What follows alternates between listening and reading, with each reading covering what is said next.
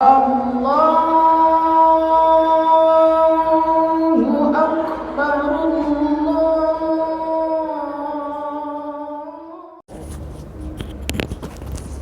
Bismillahirrahmanirrahim. Assalamualaikum warahmatullahi wabarakatuh.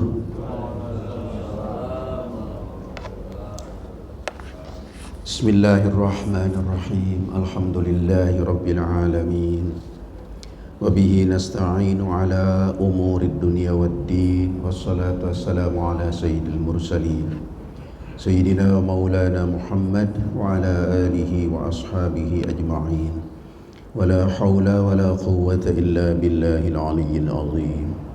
Allahumma aftah lana hikmataka wansur alayna rahmataka min khazain rahmatika ya arhamar rahimin. Allahumma aftah lana futuhal arifin waj'alna minal ulama'il amilin waj'al a'malana khalisatan liwajhikal karim. Allahumma anfa'na bima 'allamtana wa 'allimna ma yanfa'una wa zidna ilma warzuqna fahma. Walhamdulillahi ala kulli hal wa na'udzu billahi min hali ahlin nar. Wa sallallahu ala sayyidina Muhammad wa ala alihi wa ashabihi ajma'in walhamdulillahi rabbil alamin. Bapak-bapak, ibu-ibu, saudara-saudara, anak-anak yang berbahagia, kajian kita setelah beberapa pertemuan yang lalu, kami mengungkapkan dan mencoba membahas ma'rifatul ilahi bistiqani, makrifat kepada Allah dengan seyakin-yakinnya. Lalu kita coba terangkan beberapa sifat Allah. Maka pokok akidah kita yang dimulai dengan meyakini, mengimani Allah Subhanahu wa taala, maka yang kedua adalah mengimani Rasul. Dalam kajian yang lalu kami juga sudah sampaikan bahwa kehadiran Rasul itu adalah sudah difirmankan oleh Allah kepada Kangjeng Nabi Adam sejak awal. Qul nahbitu minha jami'a fa imma ya'tiyannakum minni huda faman tabi'a hudaya fala khaufun 'alaihim wa lahum yahzanun. Itulah kasih sayang Allah kepada manusia yang Allah sudah maha tahu sejak azali. Allah menciptakan seluruh alam, Allah menciptakan makhluk-makhluk hidup, Allah menciptakan manusia pertama, dan Allah maha tahu dari manusia pertama Nabi Adam dan Siti Hawa lalu akan beranak berketurunan sangat-sangat banyak memenuhi bumi ini. Kasih sayang Allah diwujudkan dalam bentuk itu manusia tidak lepas begitu saja ketika Nabi Adam diturunkan ke bumi dan berketurunan, tetapi Allah siapkan pembimbingnya, huda dari Allah Subhanahu wa taala. Ulama-ulama tafsir ada yang mengatakan yang dimaksud huda di sini adalah para nabi, para rasul, selain juga kitab-kitab suci. Maka selamatlah manusia itu jika ngikutin petunjuk itu. Sejak manusia pertama sampai manusia terakhir yang ciptakan Allah dan dilahirkan ke bumi, maka jalan keselamatannya adalah mengikuti huda tersebut, mengikuti petunjuk Allah melalui para nabi dan kitab-kitab sucinya. Sudah dibahas oleh kita para nabi yang menjadi utusan Allah itu, para rasul yang menjadi utusan Allah itu membimbing umat manusia dari Kangjeng Nabi Adam yang pertama dan terakhir Kangjeng Nabi Muhammad sallallahu alaihi wasallam. Saudara yang terhormat, perkenankan pagi ini kami akan khusus membahas ma'rifatun bi Rasulillah. Kalau kemarin ma'rifatun bir Rusul, beriman kepada seluruh para rasul, maka kali ini kami fokuskan kepada Rasul terakhir Kangjeng Nabi Muhammad sallallahu alaihi wasallam sebagai pemimpin dan pembimbing umat manusia terakhir dan menyeluruh Beberapa hal wajib kita ketahui seperti diungkapkan di dalam beberapa kitab-kitab tauhid, kitab-kitab akidah. Yang menarik tentu saja yang pertama adalah mengenal namanya. Diperkenalkan oleh Allah Subhanahu wa taala Muhammadur Rasulullah. Di Al-Qur'an disebut nama Muhammad itu. Jadi tidak ragu lagi beliau namanya adalah Muhammad. Tapi juga di Al-Qur'an disebutkan nama beliau ismuhu Ahmad. Disebut juga nama beliau itu sebagai Ahmad. Sesungguhnya dalam hadis disebutkan juga kata Rasul, ana Muhammad wa ana Ahmad wa ana al-Mahi wa ana al-Hashir wa ana al-Aqib, dan seterusnya. Cukup banyak nama beliau sesuai dengan kemuliaan yang dimiliki oleh beliau dari Allah Subhanahu wa taala.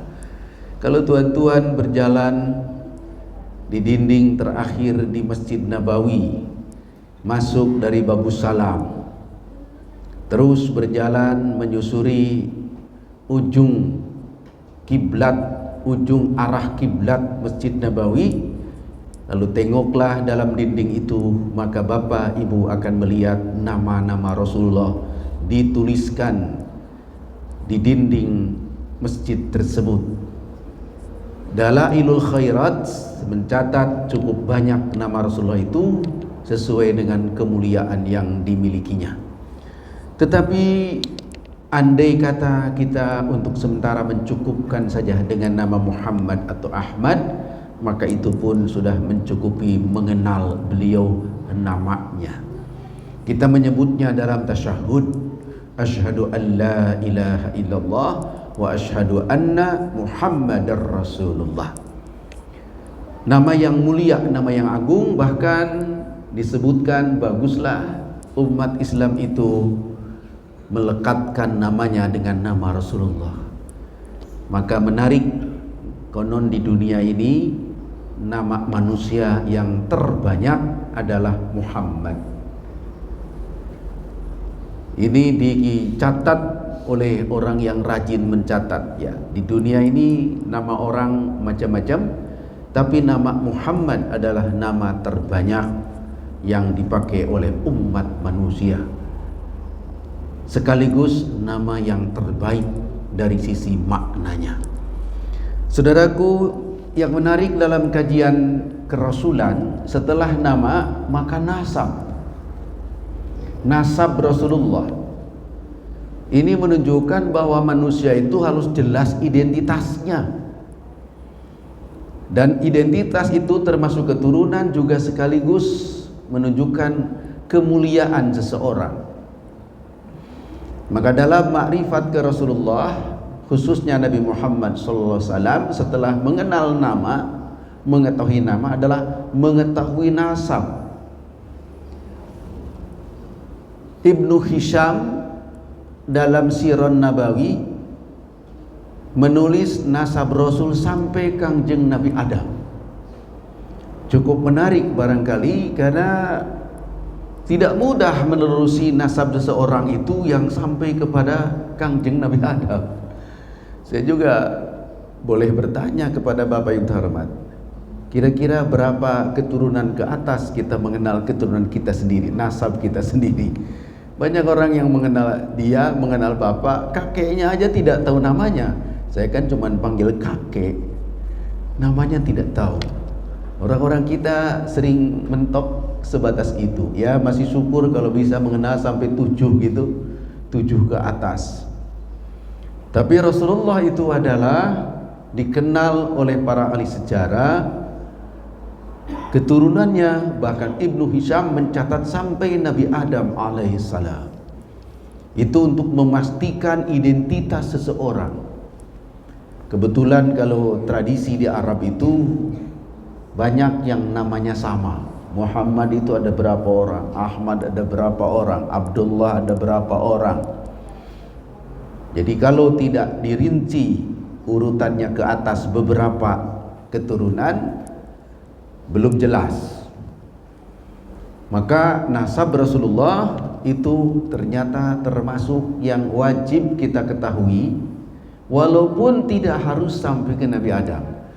Perkenankan saya mau membacakan dulu apa yang nasab Rasulullah itu yang sampai Nabi Adam dicatat oleh Ibnu Hisham, yaitu beliau Kangjeng Nabi Muhammad bin Abdillah bin Abdul Muttalib bin Hashim bin Abdi Manaf bin Qusay bin Kilab bin Murrah bin Ka'ab bin Lu'ay bin Ghalib bin Fihir bin Malik bin Nadar bin Kinana bin Khuzaimah bin Mudrika bin Ilyas bin Nizar bin Ma'ad bin Adnan.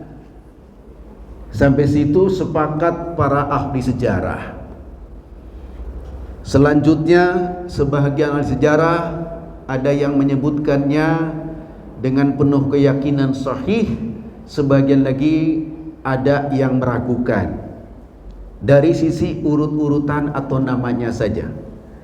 Adnan bin Ud bin Muqawim bin Nahur bin Tarikh bin Ya'rub bin Yasjub bin Nabit bin Ismail alaihissalam bin Ibrahim bin Tarikh bin Nahur bin Saru bin Ra'u bin Falih bin Ibrin bin Shalih bin Arfakhshad bin Sam bin Nuh alaihissalam bin Lamak bin Matushalah bin Akhnu alias Idris bin Adam alaihissalam. Wallahu a'lam bishawab. Itu tercatat dalam Ibnu Hisham. Tetapi para ulama Islam cukuplah kita paham sampai Adnan saja. Kan sananya adalah berbeda-beda para ulama tentang urutan itu. Tapi mengapa ini penting bagi umat Islam? Selagi-lagi untuk menunjukkan identitas yang jelas Kangjeng Nabi Muhammad sallallahu alaihi wasallam. Kenapa demikian? Karena mengimani Nabi Muhammad bagian dari keimanan kita.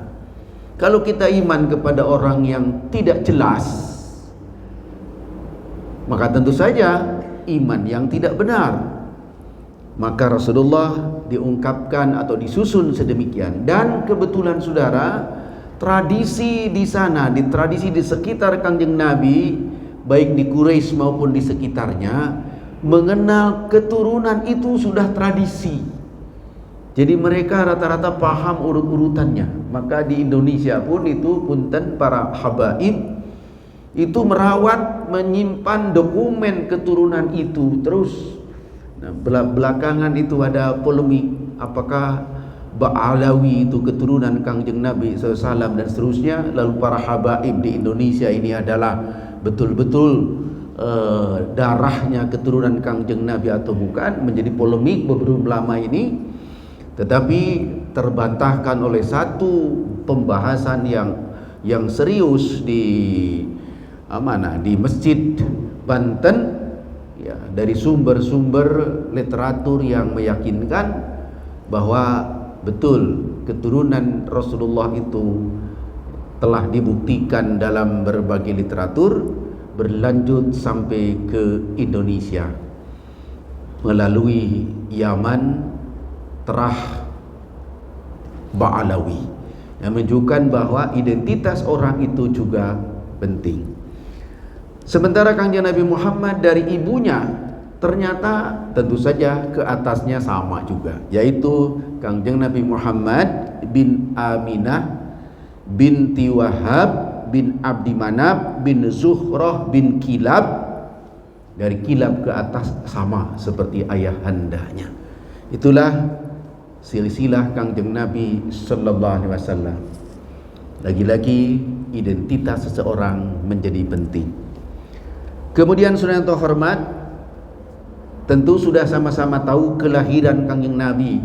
Jadi tidak ditanya-tanya kapan lahirnya dan di mana. Karena keberadaan Kangjeng Nabi Muhammad seperti keberadaan matahari. Masyarakat orang luas tahu persis siapa orang, tidak misterius. Karena ada orang-orang yang kemudian jadi tokoh tapi misterius. Nabi Muhammad tidak misterius. Nabi Muhammad hadir di tengah masyarakat, disaksikan oleh ribuan orang sejak kecilnya, sejak lahirnya, masa kanak-kanaknya, masa remajanya, sampai menjadi nabi dan rasul, sampai wafat. Jadi itulah sosok Rasulullah Muhammad sallallahu alaihi wasallam.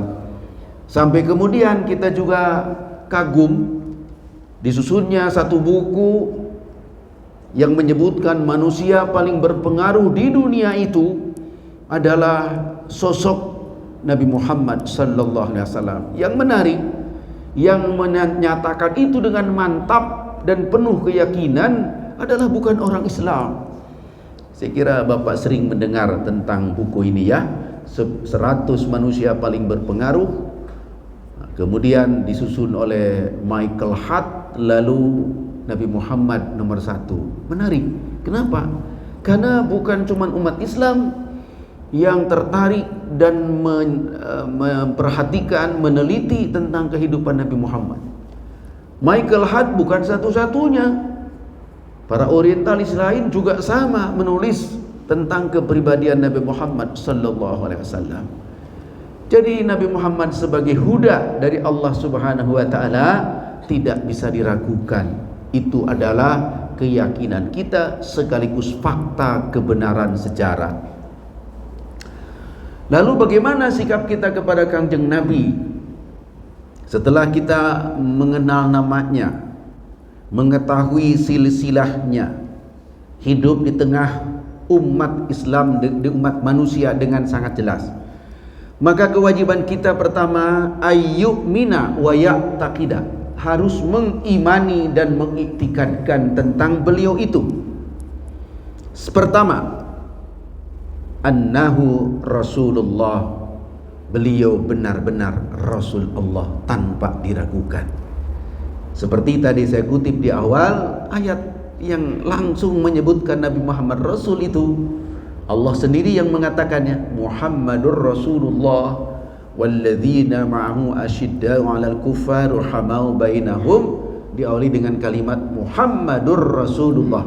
Jadi sampai di situ tidak perlu dan tidak mungkin orang ragu lagi. Yang kedua, annahu sadiqun fi kulli ma akhbara bihi anillahi ta'ala. Kewajiban kita yang kedua, mengimani dan mengiktikadkan bahwa apapun yang dikabarkan oleh Rasul kepada kita yang datang dari Allah pasti benar. Jadi tidak boleh umat Islam masih ragu, ini benar apa tidak ya kata-kata Kangjeng Nabi begini itu. Kita harus mengimani pasti benar, kebenarannya dijamin. Yang ketiga, anna fihi sifatur rasul, pada Kangjeng Nabi SAW melekat sifat wajib di Rasul yang sering kita ungkapkan dengan 4 sifat yang wajib di Rasul itu. Jadi sidik, amanah, fatonah, tabligh itu melekat pada diri Kangjeng Nabi dan kita mengimani tanpa ragu sedikit pun. Sifat-sifat itu saya kira sudah sama-sama tahu dan sudah kami bahas. Yang keempat, annahu balagha risalah wa addal amanah wa nasahal ummah. Rasulullah telah menyampaikan risalah itu. Saya sudah sampaikan dalam pertemuan terakhir kemarin, bulan yang lalu. Apa yang suruh Allah sampaikan kepada umat, Rasul sudah tunaikan lengkap. Walaupun di balik itu dimungkinkan ada pesan Allah khusus kepada Kangjeng Nabi yang tidak perlu disampaikan kepada orang lain, karena tidak ada kepentingannya bagi orang lain, khas Kangjeng Nabi saja. Bagaimana kita tahu apa yang dialami oleh Rasulullah ketika Mi'raj? Beliau sendirian, ditemani oleh malaikat Jibril, tapi tidak sampai juga ke sana, ke ujungnya. Siapa yang tahu apa yang dialami oleh Kangjeng Nabi saat beliau sendirian saja menghadap Allah Subhanahu wa taala? Ada ilmu yang khas bagi beliau ketika itu dan manusia tidak tahu. Allah tidak memerintahkannya untuk menyampaikan itu. Jadi semua yang wajib disampaikan oleh Kangjeng Nabi telah disampaikan. ballagha risalah wa addal amanah wa nasahal ummah. Yang kelima, annahu qadim taza ala sa'il anbiya. Nah, ini agak panjang saya uraikan. Nabi Muhammad memiliki kelebihan dibanding rasul-rasul yang lain dalam banyak hal. Kita beriman kepada semuanya. La nufarriqu baina ahadim mir rusulih. Tidak mungkin kita memisah-misahkan, mendiskreditkan apalagi satu pun dari rasul-rasul Allah Subhanahu wa taala. Itu keyakinan kita. Tetapi Kangjeng Nabi Muhammad diberi kelebihan dibanding nabi lain, itu bagian dari akidah kita juga. Mari kita sebut beberapa. Yang pertama, kelebihan Nabi Muhammad dari nabi yang lain adalah beliau khatamun anbiya'i war rusul, penutup nabi dan rasul. Wah, tentu kalau penutup ya cuma satu. Tidak mungkin penutup itu dua, penutup itu pasti satu, dan yang satu itu Kangjeng Nabi Muhammad sallallahu alaihi wasallam. Ini kekhususan beliau dibanding nabi dan rasul yang lain. Yang kedua, seperti diucapkan oleh beliau, ana sayyidu waladi Adam. Saya sayyidnya seluruh anak cucu Adam. Tentu berbeda dengan yang lain. Jadi untuk seluruh Bani Adam, pemimpin tertingginya Kangjeng Nabi Muhammad sallallahu alaihi wasallam. Sayyidu waladi Adam. Yang ketiga, umumu risalatihi ilal jinni wal ins wal arab wal ajam. Kelebihan Nabi Muhammad dibanding nabi lain berikutnya adalah risalahnya berlaku umum bagi seluruh manusia dan jin, manusia Arab atau non-Arab. Demikian juga terhadap makhluk lain yang berakal dan berhawa nafsu yang namanya jin. Jadi Nabi Muhammad diutus untuk semua itu, untuk manusia dan jin. Berbeda dengan nabi yang lain. Para nabi yang lain diutus untuk kaumnya masing-masing. Nabi Musa hanya untuk Bani Israel, seperti juga Nabi Isa alaihissalam, Nabi Yahya, Nabi Zakaria. Mereka untuk nabinya masing-masing, tetapi untuk kaumnya masing-masing. Tapi Rasulullah untuk seluruh umat manusia menyeluruh. Kemudian yang keempat, kelebihannya adalah ja'ala ummatahu khairul umam. Allah menjadikan umat Nabi Muhammad sebaik-baiknya umat. Kita bersyukur karena kita menjadi umat terbaik dibanding umat lain. Konon dalam satu riwayat, Sayyidina Musa alaihissalam sempat memohon kepada Allah, maulah kiranya dia jadi umat Nabi Muhammad saja. Jadi umat Nabi Muhammad umat yang paling mulia dan umat terbaik. Bahkan kita menengok bagaimana Allah limpahkan kebaikan kepada umat Nabi Muhammad, antara lain diringankannya beberapa syariat umat terdahulu. Kita menjalani agama itu menjalani syariatnya. Bukan hal baru syariat dari Allah itu. Dari Nabi Musa sudah ada syariat Taurat dan seterusnya. Tetapi untuk umat Nabi Muhammad, beban hukum yang disebut dengan hukum syariat telah diringankan oleh Allah. Baik soal sholat, soal toharoh dan sebagainya, itu sudah diringankan oleh Allah khusus untuk umat Nabi Muhammad SAW. Tetapi cukup menarik, di balik diringankan malah pahala dinaikkan.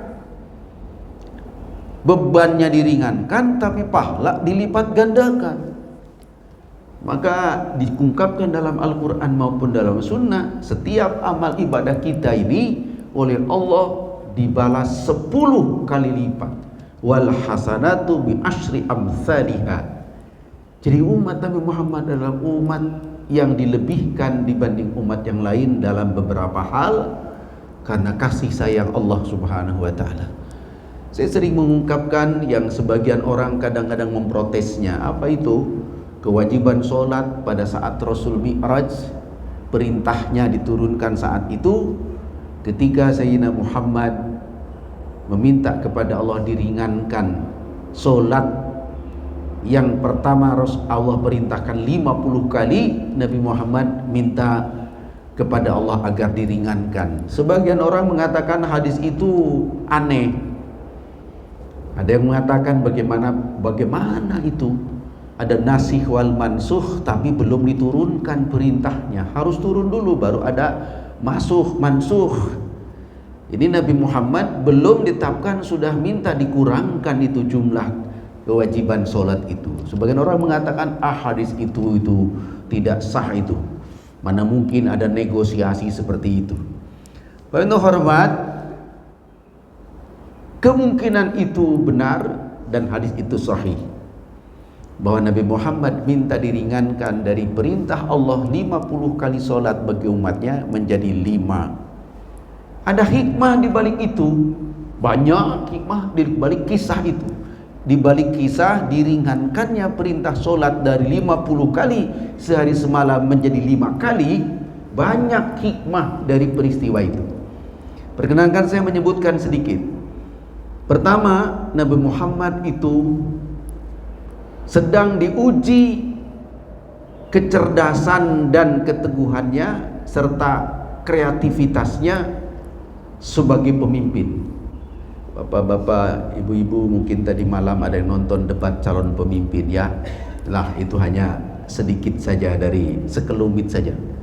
Ternyata Nabi Muhammad ketika Mi'raj di situ ada semacam uji kepemimpinan juga.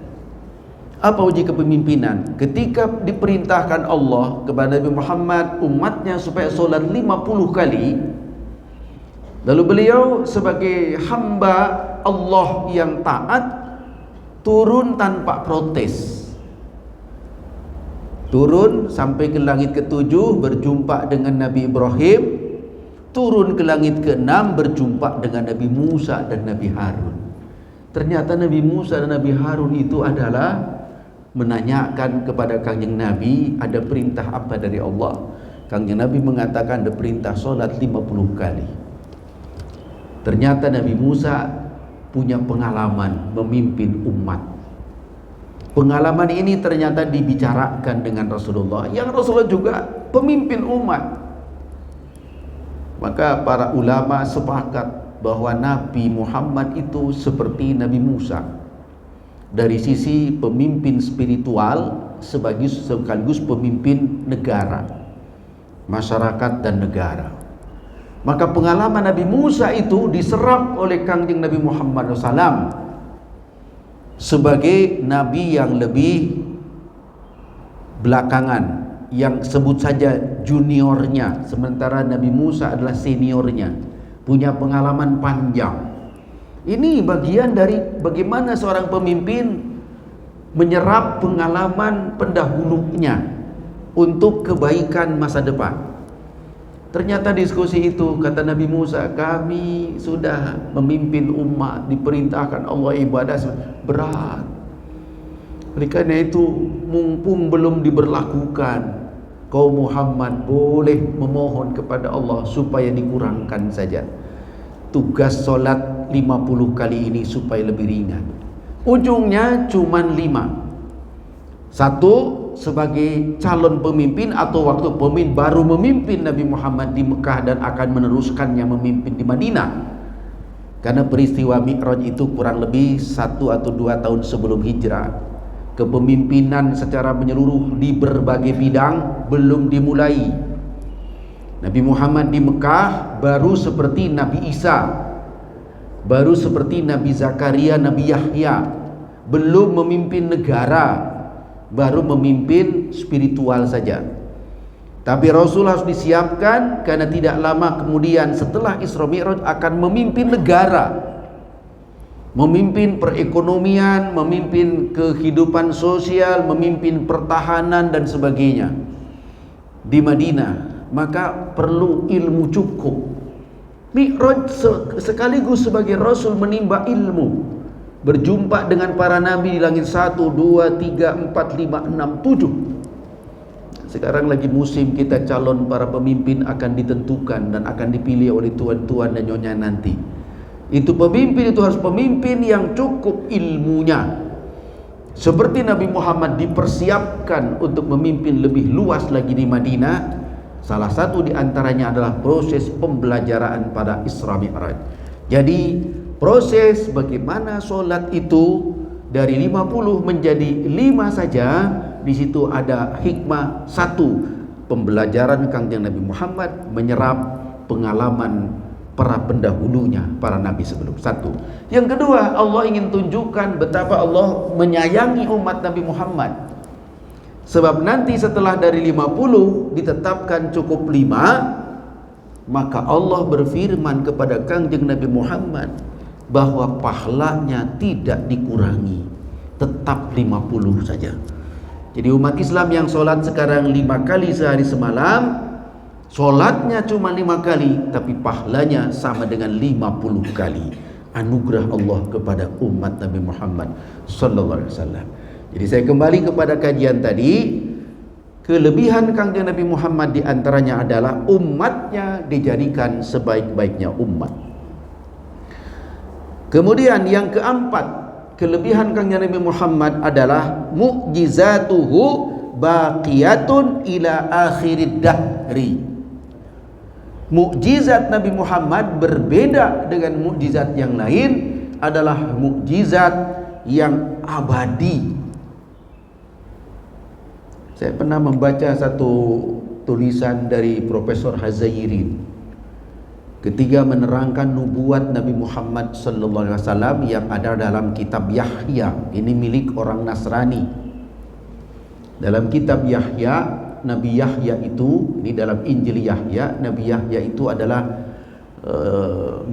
mendapat wahyu sejenis mimpi, yaitu melihat kesatria di langit yang naik kuda, di tangannya ada eternal gospel dan ada pedang, sementara satria itu naik kuda. Mimpi Nabi Yahya.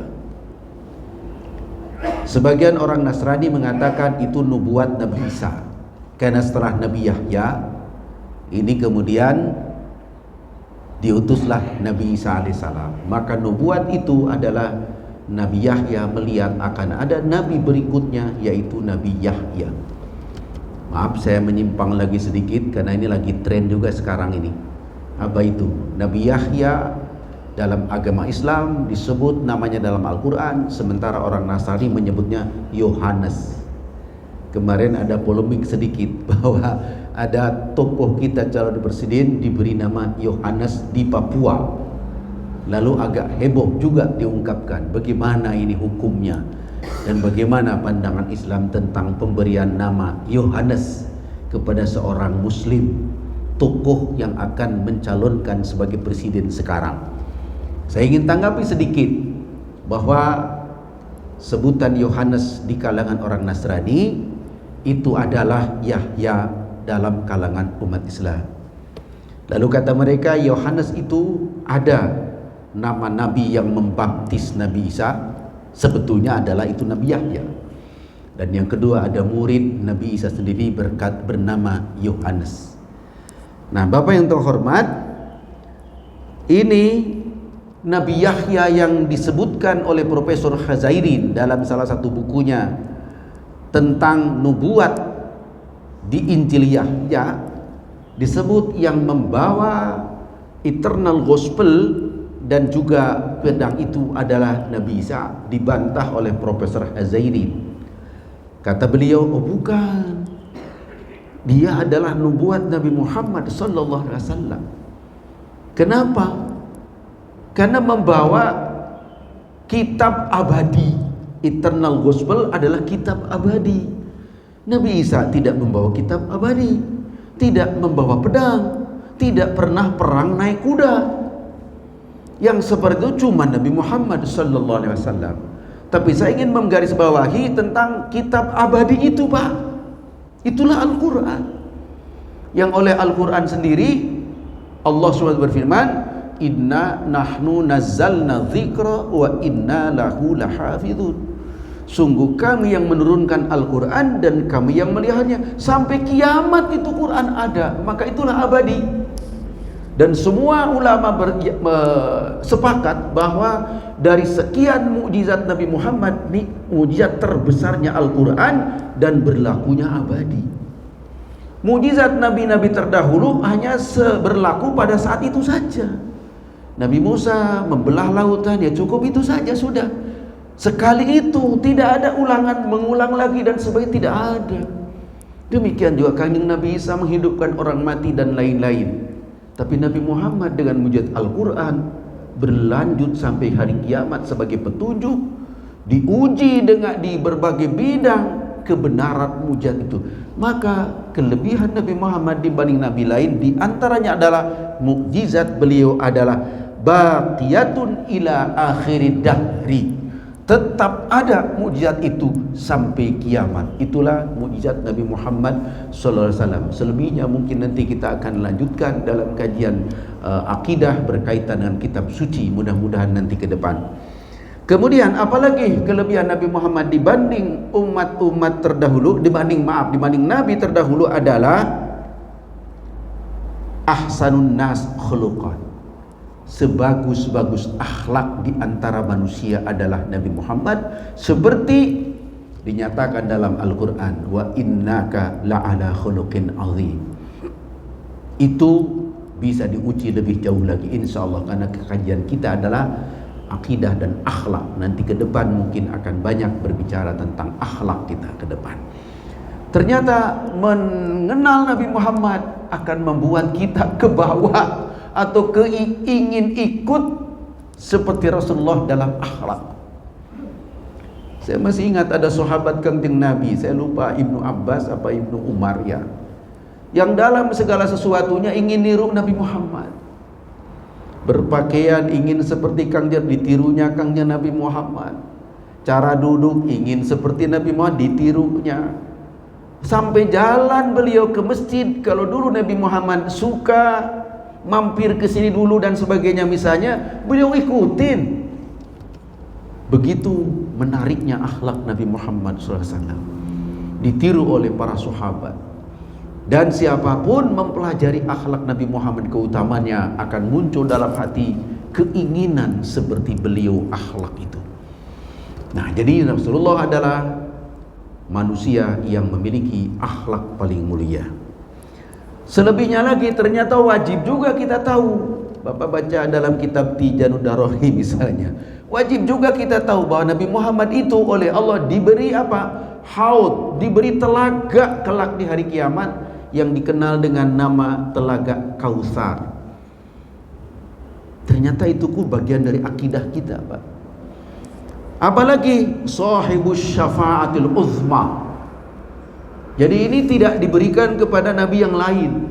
Nabi Muhammad adalah nabi yang kelak di hari kiamat dilebihkan dari nabi-nabi yang lain, yaitu diberi hak memberikan syafaat uzma yang berlaku umum.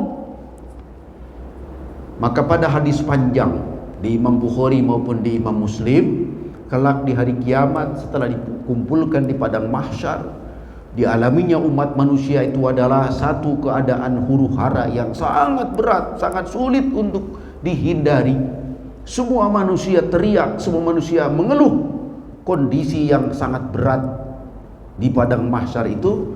Hadis itu mengatakan mereka mencoba mencari cara bagaimana supaya kesulitan saat itu bisa diringankan oleh Allah Subhanahu wa taala. Hadis panjang mengatakan manusia mencari cara ke sana kemari. Lalu teringatlah kita ini kan manusia. Manusia itu anak Nabi Adam semua. Barangkali bapak kita Nabi Adam bisa menolong kita. Bagaimana caranya? Mohonlah kepada Allah supaya ini diringankan. Maka berjalanlah, maka dicarilah Nabi Adam sampai ketemu. Lalu mereka mengeluh, wahai bapak kami semua, Adam. Tidak pakai bin kalau Nabi Adam, karena beliau adalah orang pertama. Wahai bapak kami Nabi Adam alaihissalam, mohonkanlah kepada Allah supaya kita ini semua diringankan. Saat ini luar biasa huru-haranya. Ternyata Nabi Adam tidak mampu untuk menolong apa-apa. Beliau mengatakan, saya juga lagi susah. Saya punya kesalahan dulu, sampai sekarang jadi pikiran. Tidak berani aku ngomong kepada Allah. Cobalah cari, ada juga keturunan kami, makhluk yang diangkat jadi nabi, jadi rasul, orang hebat, pemimpin umat. Datanglah ke Nabi Nuh alaihissalam. Manusia sudah putus asa karena Nabi Adam tidak bisa nolong. Akhirnya berangkatlah manusia, dicarinya di mana Nabi Nuh. Ketemu, diungkapkan keluhan itu. Apa jawaban Nabi Nuh? Sama. Kata Nabi Nuh alaihissalam, saya tidak berani bicara kepada Allah. Aku sedang mikirin diri sendiri. Aku pun punya kesalahan. Koron kesalahannya itu sempat mencaci anjing, ya. Anjing yang ditemukan di pantai, ternyata matanya 4 katanya, begitu dalam riwayat. Nabi Nuh itu kebetulan saja melirik anjing itu, kok anjing itu tidak biasanya. Ada kata-kata yang tidak enak rupanya. Kok anjing begitu ya? Kayaknya enggak seperti yang lain ini. Kelihatannya jelek ini anjing ini. Ya Allah, ternyata anjing itu menjawab di luar dugaan. Anjing itu menjawab, wahai Abdul Ghaffar, namanya Abdul Ghaffar, Nabi Nuh itu. Apakah Anda mencaci lukisan atau mencaci pelukisnya? Pakai bahasa kiasan. Kalau engkau mencaci lukisan, aku cuman lukisan saja. Tapi kalau engkau mencaci pelukisnya Allah. Nangis Nabi Nuh. Maka lantaran itu disebut Nuh, orang yang banyak mengeluh, banyak meratap kepada itu. Nuh itu artinya orang yang banyak meratap karena menangisi kesalahan segitu, Pak. Coba renungkan kita masing-masing, berapa banyak kesalahan kita ini. Nabi Nuh cuman itu salahnya, satu. Selebihnya beliau taat kepada Allah. Hanya menyebut anjing yang lewat yang tidak seperti biasanya, kok kayak jelek anjing ini ya, begitu bentuknya, Masya Allah. Itu kebawa sampai di hari kiamat, Pak. Di hari kiamat dia menangis, nggak berani apa-apa. Hanya itu kesalahannya kepada Allah SWT. Ketika orang minta tolong pada beliau, ulul azmi, bukan sembarang nabi, sembarang rasul. Ulul azmi beliau, nabi yang levelnya tinggi. Ada 5 nabi yang levelnya paling tinggi itu. Beliau tidak berani. Akhirnya kemana? Aku nggak berani bicara kepada Allah. Kau carilah. Ada nabi yang disayang Allah, Khalilullah, Kangjeng Nabi Ibrahim alaihissalam. Akhirnya orang mencari, ketemu Nabi Ibrahim. Ternyata Nabi Ibrahim sedang muram juga mukanya. Ketika diminta tolong, engkau Khalilullah, engkau orang yang paling dekat dengan Allah, mohonlah supaya kami semua umat manusia diringankan. Ternyata Nabi Ibrahim juga mengatakan, saya tidak berani. Saya pernah berbohong 3 kali. Rupanya beliau pernah bohong 3 kali. Tapi bohongnya tidak salah-salah amat sih. Bohong pertama, ketika dia menghancurkan berhala. Berhala di bawah kekuasaan Namrud, rumah ibadahnya para penyembah berhala dihancurkan oleh beliau. Beliau masih muda waktu itu. Dihancurkan berhala itu, lalu palu yang dipakai menghancurkannya dikalungkan di leher berhala yang paling besar. Sebetulnya dia kesal memang terhadap penyembahan berhala itu, tapi ada unsur guyon juga kelihatannya itu. Digantungkanlah di leher itu. Udah ditinggalin. Masuk hari raya, hari Id, raja dan kaumnya mau mengadakan ibadat khusus di rumah ibadah itu yang penuh dengan berhala. Masuk, kaget karena berhala hancur semua ini. Nah, rupanya Nabi Ibrahim itu dalam obrolan sehari-hari dengan teman-temannya suka bilang, tidak bagus ini menyembah berhala. Itulah kata-kata itu mungkin diingat oleh teman-temannya. Kalau gitu yang menghancurkan pasti orang yang suka ngomong ini. Dicarilah sang pemuda itu, Nabi Ibrahim. Dituduh dia, kamu menghancurkan berhala ya. Karena tidak ada lagi orang yang selama ini suka ngomongin itu. Jadi ke situ saja udah. Ketangkap dia Nabi Ibrahim, ditanya. Kata Nabi Ibrahim, yang hancurin bukan saya tuh, ini bohong. Karena beliaunya, tapi bohong kata kita udah bohong bener dah gitu. Tapi Nabi Ibrahim masih memikirkan, aku telah berbohong. Itu satu diantaranya. Ada 2 bohong lagi yang beliau lakukan. Tapi bohong tidak untuk bohong semata-mata, untuk kebaikan juga, tapi jadi pikiran.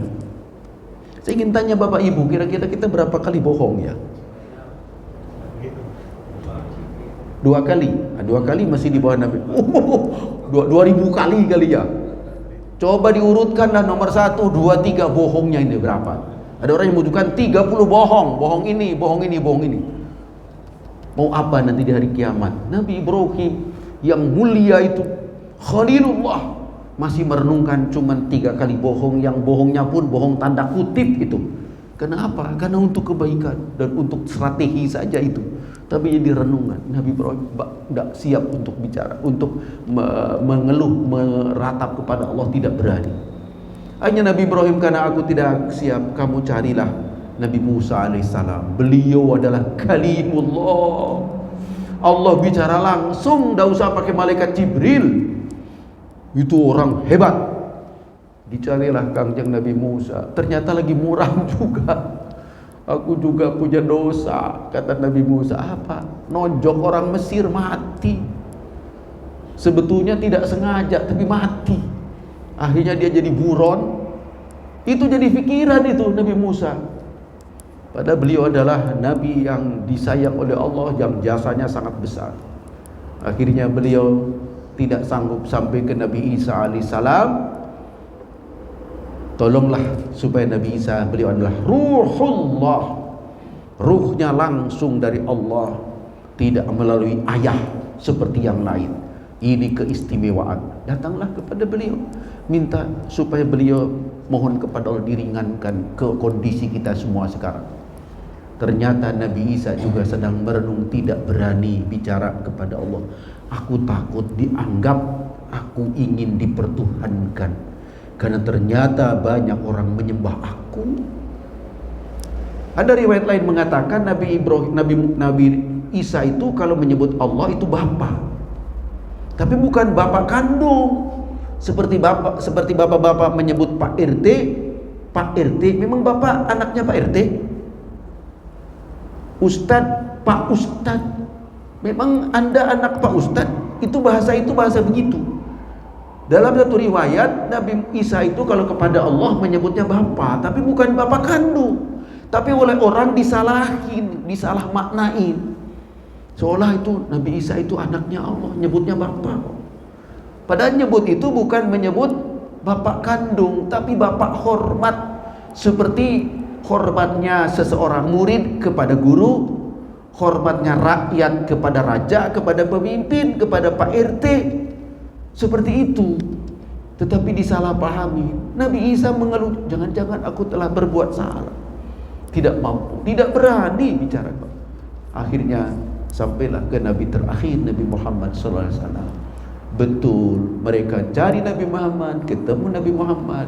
Ketika mereka mengeluhkan ke Nabi Muhammad, maka Nabi Muhammad tidak bisa menghindar, sujud di bawah aras Allah Subhanahu wa ta'ala, memohon supaya seluruhnya diringankan kondisi satu, dan dikabul oleh Allah Subhanahu wa ta'ala.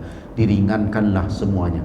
Saudara, beriman kepada syafaat ini termasuk akidah.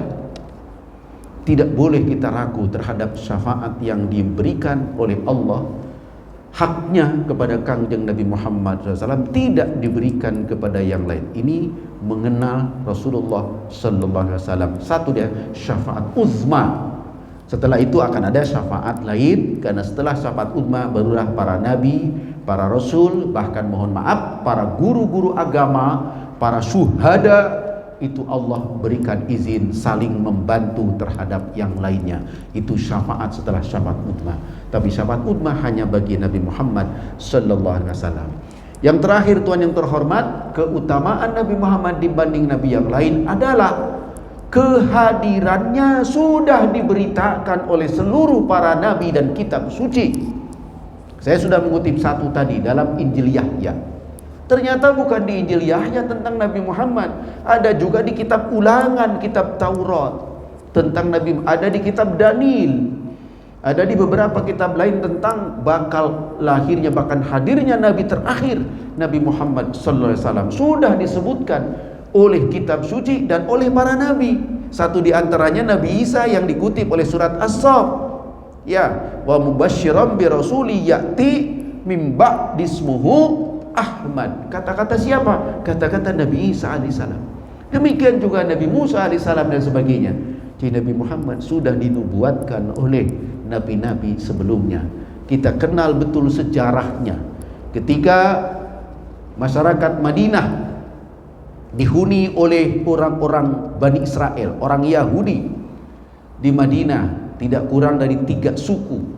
Mereka sering perang dengan orang-orang Arab asli.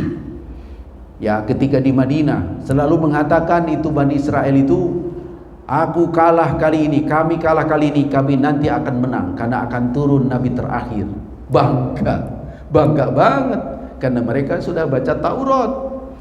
Sebagiannya sudah baca kitab-kitab yang lain yang mengatakan akan turun Nabi terakhir. Maka kalau mereka kalah selalu mengatakan tunggu saatnya, nanti Nabi terakhir akan turun dan kami akan menang. Karena orang Arab tidak kenal Nabi, tidak kenal kitab suci, ummi. Sementara Bani Israel itu sudah dari dulu ngaji kitab Taurat dan sebagainya, dan diberitakan itu akan turun Nabi terakhir. Maka jadi kebanggaan.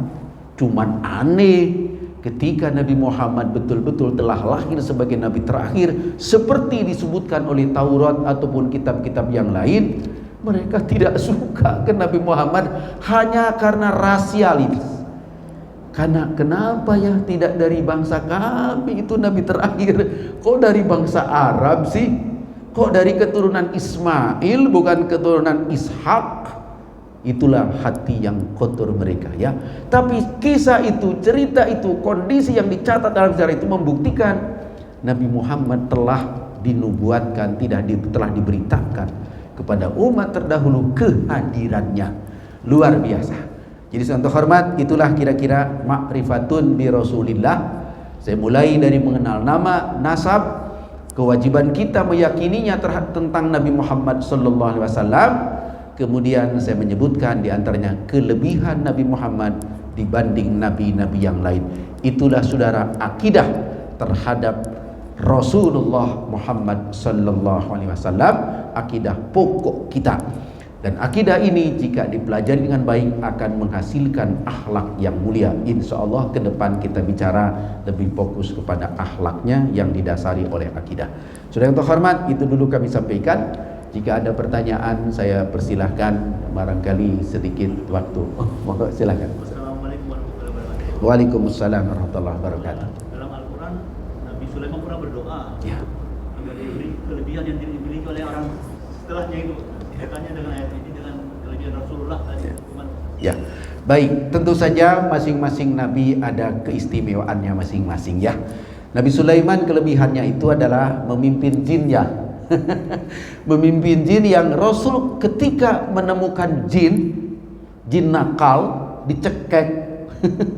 Karena ada jin itu jadi setan, itu menggoda, dicekek oleh para sahabat, oleh Rasulullah sebetulnya itu, tapi hanya dilepaskan karena kata Nabi, aku tidak mau melebihi kekuasaan Nabi Sulaiman, itu hak beliau.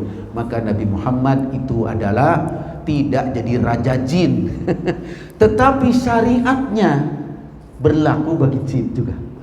Maka suatu hari Rasulullah baca Quran, ternyata jin pada dengerin. Ada di Al-Quran, ya.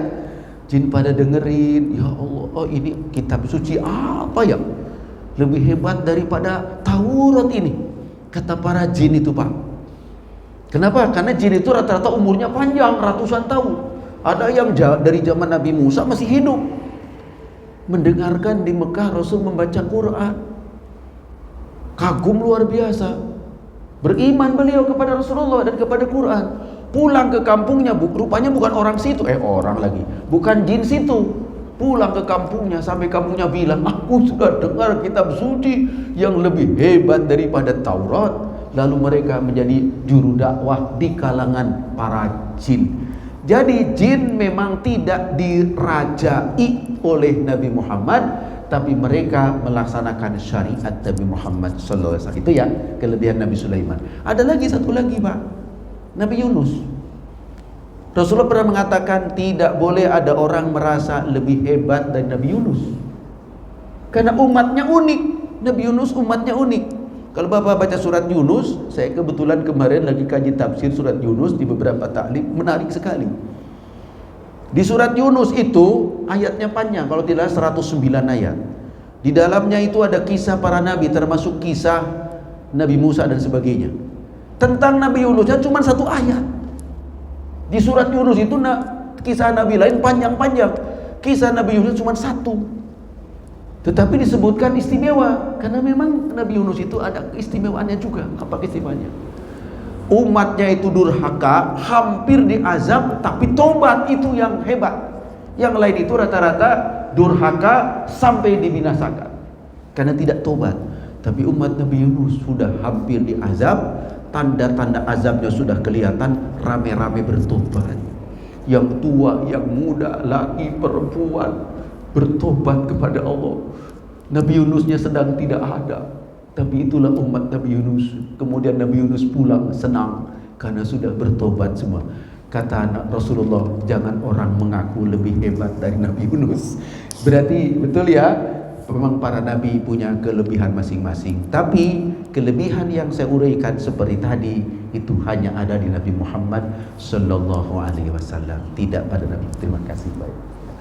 Masih ada yang mau disampaikan? Cukup ya, kayaknya udah siang ya Bu ya. Terima kasih, mohon maaf lebih kurangnya. Semoga jika ada yang salah dari saya Allah memaafkan, dan bapak-bapak mengoreksi jika menemukan kekeliruan dari saya. Tapi kalau ada kebaikan, mudah-mudahan manfaat buat kita semua. Allahumma salli wa sallim ala sayyidina Muhammad wa ala alihi wa ashabihi ajma'in. Allahumma aghnina bil ilmi wa zayyinna bil hilmi wa akrimna bit taqwa wa jamilna bil afiyah. Allahumma hdina siratal mustaqim, siratal ladzina an'amta 'alaihim minan nabiyyin wasiddiqin wasyuhada'i wassalihin. Rabbana taqabbal minna innaka antas samiul alim wa tub 'alaina innaka antat tawwabur rahim. Rabbana atina fid dunya hasanah wa fil akhirati hasanah wa qina adzabannar. Wa sallallahu ala sayidina Muhammad wa ala alihi wa ashabihi ajma'in. Walhamdulillahi rabbil alamin.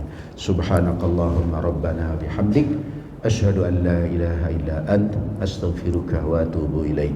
Wassalamualaikum warahmatullahi wabarakatuh. Allah